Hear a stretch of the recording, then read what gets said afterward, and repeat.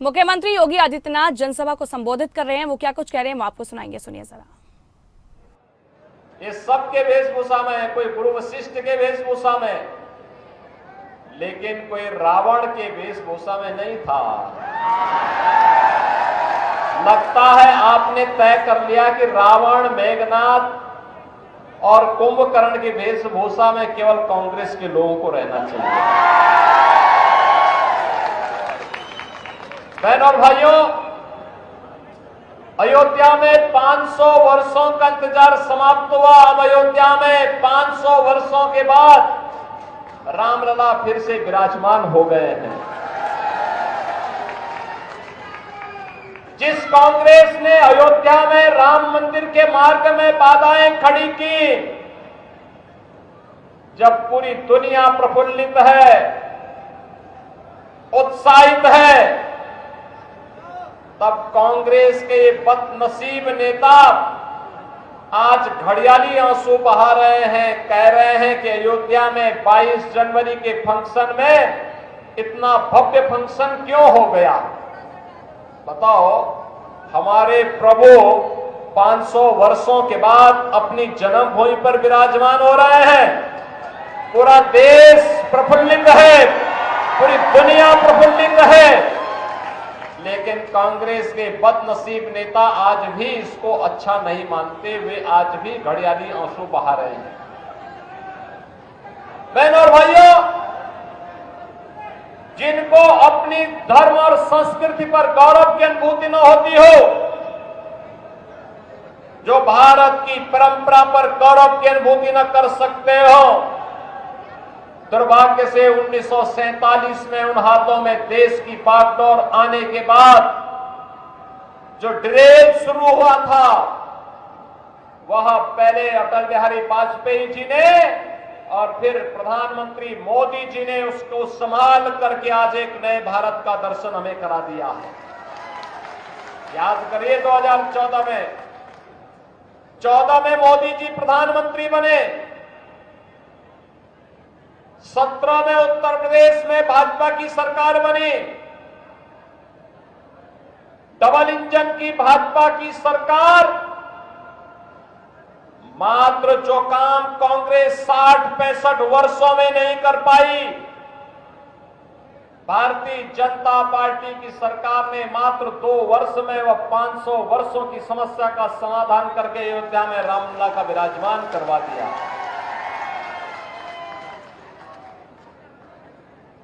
जो राम की संस्कृति को पोष रहे हैं, बहनों और भाइयों, राम की संस्कृति को कोसने वाला वही व्यक्ति होगा जो रोम की संस्कृति पर विश्वास करता होगा।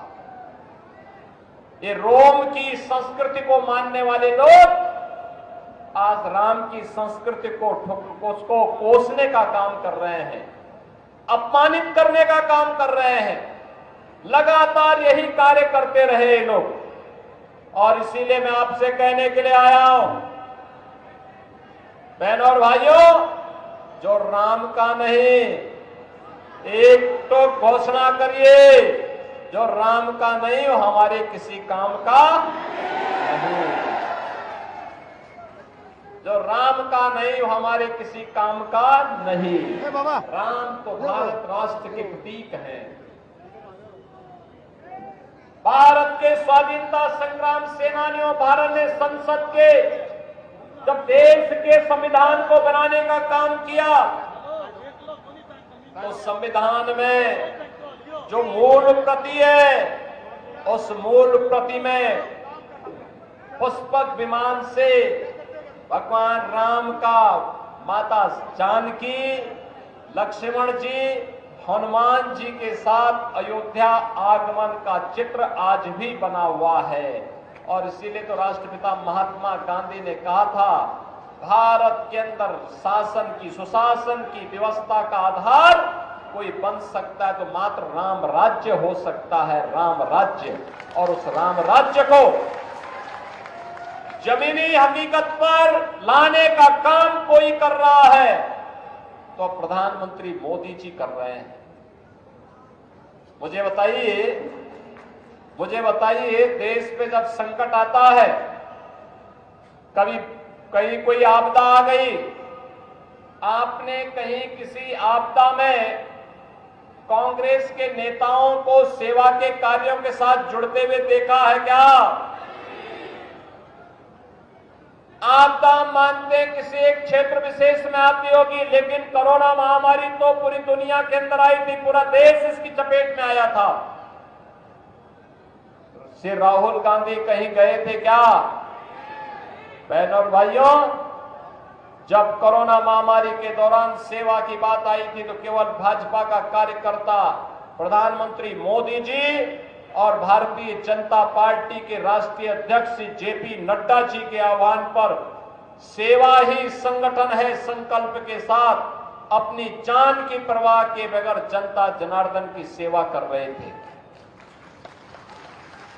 बहनों और भाइयों, देश के संकट के समय राहुल जी को 140 करोड़ के भारतवासी याद नहीं आते, उस समय उन्हें याद आती है इटली में नानी याद आती है। जो आपके संकट के समय आपके साथ नहीं खड़े हो सकते, तो क्या उनको चुन करके भेजना चाहिए क्या? एक गलती कभी मत करना। यह देश लगातार गलती पे गलती क्या करता गया कि इन लोगों ने देश की सुरक्षा के साथ खिलवाड़ किया। इन लोगों ने देश में आतंकवाद की जननी कांग्रेस, उग्रवाद की जननी कांग्रेस, नक्सलवाद की जननी कांग्रेस, भ्रष्टाचार की जननी कांग्रेस और माफिया और कांग्रेस तो ऐसे हैं जैसे एक दूसरे के पूरक बन गए हैं। चोली दामन का इनका साथ हो गया है। वह माइनिंग माफिया हो, वह वन माफिया हो, वह पशु माफिया हो या संगठित अपराध में लिप्त माफिया, इन सब के साथ इनका गठजोड़ है।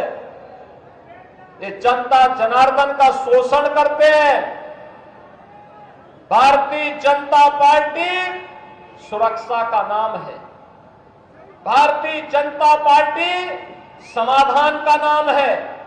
भारतीय जनता पार्टी बिना भेदभाव के विकास की योजनाओं को पहुंचाने का नाम है। भारतीय जनता पार्टी बिना भेदभाव के विकास की योजनाओं को हर गरीब तक, हर किसान तक, हर नौजवान तक, हर महिला तक पहुंचाने का नाम है।